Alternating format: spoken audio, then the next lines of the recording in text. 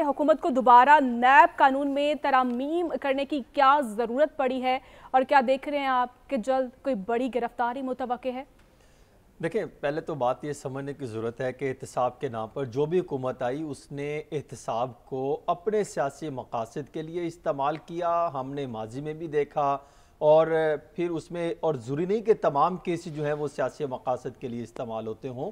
बीच में हाँ, ये ज़रूर कहा जा सकता है कि बेशुमार ऐसे केसेस हैं जिनको सियासी असर व रसूख की बिना पर ख़त्म ज़रूर करवाया गया है और कोई भी ऐसा सिस्टम मौजूद नहीं है एहतसाब का, कोई भी ऐसा सिस्टम या निज़ाम मौजूद नहीं है कि जिसको अवाम जो है, जिसको अवाम या हम जितने भी शहरी या जितने भी लोग या अदारे हैं उसको तस्लीम कर सकें कि हाँ, ये सिस्टम एहतसाब का बिल्कुल बेहतर है, इस पर जो है हम मुकम्मल एतमाद कर सकते हैं। माजी में भी हमने देखा कि किस तरीके से करप्शन के खिलाफ एहतसाब के नाम पर क्या खेल शुरू किया गया और फिर उसका नतीजा क्या निकला कि आज जो है खुद पाकिस्तान तहरीक इंसाफ के वकला और उनके टीम मेंबर और उनके उस वक्त की कैबिनेट के पार्टिसिपेंट खुद ये बात तस्लीम करते हैं कि किस तरीके से हमने ये जो है वो गलत केसेस बनाए गए। इतराफ़ जुर्म करते हैं, इतराफ़ करते हैं कि किस तरीके से हमने नवाज शरीफ के खिलाफ, शहबाज शरीफ के खिलाफ, हमजा शहबाज के खिलाफ किस तरीके से हमने केसेस बनाए गए। अच्छा होता कि आज वो भी ये चीज़ फहरिस्त सामने आती कि जिन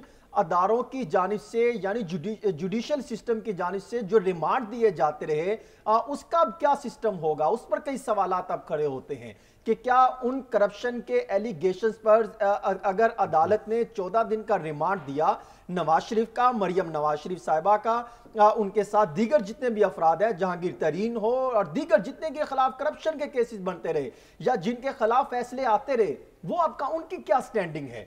तो क्या उनके जो मानने वाले यानी उनके हमें कौमी तौर पे इज्तिमाई माफी मांगनी चाहिए उनसे कि हमने शक भी किया उनके हमने क्या किया, रियासत को रियासत मदीना और आइंदा के लिए तौबा कर लें। देखिए सादर रसूल साहब, आपको ये बात तो तस्लीम करनी चाहिए कि वो रियासत मदीना कि वो रियासत मदीना जिसकी बातें हम सुनते आए थे, उन रियासत मदीना में एहतसाब के नाम पर क्या खेल रचाया गया, क्या करप्शन के केसेस बनाए गए। आज वो खुद ये तस्लीम करते हैं कि ये केसेस गलत बनाए गए थे। आज वो खुद ये तस्लीम करते हैं कि वो हमने जो है वो जबरदस्ती का हमने प्रेस कॉन्फ्रेंस करके हमने इतनी लंबी चार्जशीट जारी की थी। तो वो कहां गए? देखिए पाकिस्तान तहरीक इंसाफ के दौरे हुकूमत में मैं आपको बिल्कुल जिम्मेदार जराए ने ये दावा किया है 3 अरब 78 करोड़ रुपए से जायद इन पर लगाए, इनके केसेस बनाने पर, इनके खिलाफ जो है वो चार्जशीट करने पर। ये उन्होंने अंदाजन जो है वो मुझे साहब ये बताएं कि 2008 में पीपल्स पार्टी की गवर्नमेंट आई थी, 2018 की गवर्नमेंट रही। मैं बिल्कुल आपकी तरफ आऊंगा, मैं बिल्कुल आपके सवाल का जवाब देने के लिए तैयार हूं क्योंकि आप वकील हैं, आप मुख्तलिफ सवालात उठाते हैं, लेकिन आपको इन बातों को तस्लीम करना पड़ेगा कि माजी में भी एहतसाब के नाम पर लूटमार और करप्शन और अवाम को बेवकूफ बनाने की कोशिश की गई और हमेशा से इसी चीज को सामने रखा गया। अब भी अगर देखें कितने 680 अफराद हैं, 462 अरब रुपए के केसेस खत्म किए गए और इस हुकूमत ने किए, इन पर भी सवालात खड़े होते हैं। और खैर ये तो जो केसेस बन रहे हैं, जिससे अभी अदील वराई साहब मेरे साथी ये बात कर रहे थे कि ये पनामा का केसेस किस तरीके से लॉन्च किया गया, कामे पर निकाला गया, किस तरीके से ये चीजें लेकर आए और फिर जिस तरीके से ये जो बता रहे हैं तोशा खाना केस, क्या ये इक्तदार की पामालें जो है वो उड़ा कर नहीं रखते इन्होंने, साबिक हुक्मरानों ने। आज ये बातें करते हैं कि जनाब हम बड़े पाक और साफ और दूध और दही और शहद के धुले हुए हैं। ठीक है, बड़े दावे किए जा रहे हैं। बिल्कुल हसन, अभी तो वो जी आपका कमेंट आ गया है, मुझे अब आगे बढ़ना है, बिल्कुल सादर रसूल साहब की जानिब बढ़ना है।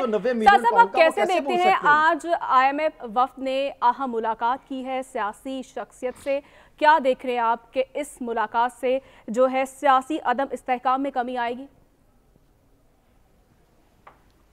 देखिए IMF के साथ क्या डील होगी इसके ऊपर तो मेरा ख्याल है अदील वड़ाइच साहब हमें बेहतर बता सकते हैं क्योंकि ये तज्ज़िये पे कम और एक्चुअल फैक्ट्स के ऊपर ज़्यादा डिपेंड करती है। लेकिन जो बात मेरे दो फाजिल, मुझसे ज़्यादा काबिल, मुझसे ज़्यादा एक्सपीरियंस दोस्त कर रहे थे, मैं उनकी बात में अपनी आवाज़ भी मिलाना चाहता हूँ।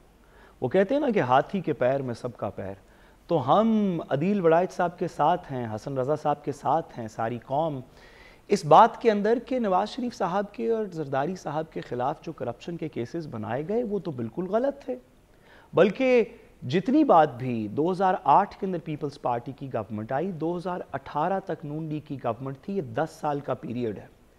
इसके अंदर करप्शन तो हुई नहीं ना। ओहो, इनकी काबीना ने नहीं की, इनके लोगों ने नहीं की, इन्होंने खुद नहीं की। उन्होंने पूरी मनी ट्रेल बता दी है आपको कि कैसे वो एक रसीद के ऊपर हमें पैसे मिले और वो लंदन तक गए। अब मान जाएं आप बात, और बंदा क्या करे, जान दे दे वो, और मतलब क्या आपको करेगा तो आप ये बात मानेंगे। मैं इस बात से एग्री करता हूं अपने दोनों भाइयों के साथ कि अगर इस मुल्क में कोई ईमानदार है तो शायद अव्वल नंबर पे आसिफ अली जरदारी साहब होंगे और शायद दूसरे नंबर के ऊपर शरीफ खानदान होगा। मैं एग्री करता हूं इस बात से। साहब साहब मेरे भी सवाल का जवाब दीजिएगा। तो जब ये हुकूमत इक़्तिदार में आई थी, जिसका आप झंडा लहरा लहरा कर बताते थे कि ये रियासत मदीना आवाम को खुशहाल लेकर आएगी, आज मुझे वो बता दें वो 3.5-4 सालों में वो क्यों करप्शन के केसेस नहीं खोल सके? 2008 से या 2001 से या क़याम पाकिस्तान से लेकर आज तक ये इक़्तिदार में थे, तो क्यों करप्शन के खिलाफ ठोस एविडेंस नहीं लेकर आ सके? और अगर अदालत से उनको रिलीफ मिल रहा है तो उनके वकीला, उनकी टीम कहां है? ये वाली बात वो लेकर अदालत में क्यों नहीं जाते? साहब वो करप्शन के केसेस लेकर जाए अदालत में। हमें थोड़ी तफरीक करनी चाहिए सच और झूठ में। मैं गुजारिश करूं आपको बसद एहतराम। पहली बात यह है कि ये बात करनी कि किसी हुकूमत ने कोई चीज़ प्रोसिक्यूट सही नहीं की, ये इस बात की दलील नहीं है कि क्राइम नहीं हुआ था। पाकिस्तान के अंदर किसी शख्स को, आपको पता है कि पाकिस्तान के अंदर आर्मी, ये मिलिट्री कोर्ट से पहले किसी शख्स को 2008 से लेके 2013 तक सजाए मौत का क्राइम ATC के अंदर नहीं हुआ था। क्या इसका मतलब है कि कभी टेररिज्म नहीं हुआ था उस पीरियड के अंदर? अगर अदालत के अंदर कोई चीज प्रूव नहीं हुई, इसका मतलब है कि वो इवेंट नहीं हुआ था। हम दो मुख्तलिफ बातें कर रहे हैं। हसन साहब बात पूरी सुन लें।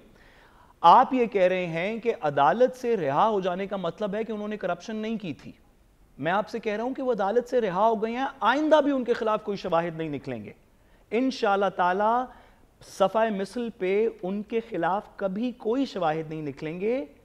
और मैं आपसे बात, और मैं दूसरी बात ये कर रहा हूं कि आपकी दलील के मुताबिक इसका मतलब है कि उन्होंने कभी कोई करप्शन नहीं की। मैं इस बात से भी एग्री करता हूं। करप्शन की है तो वो एविडेंस लेकर आए ना। हम तो ये कहते हैं कि जो हमें चार्जशीट लंबी दिखाते थे 130 सफ़ात पर 7 करोड़ 7 अरब 32 अरब रुपए का 7 अरब 32 करोड़ का मनी लॉन्ड्रिंग कैसे आए?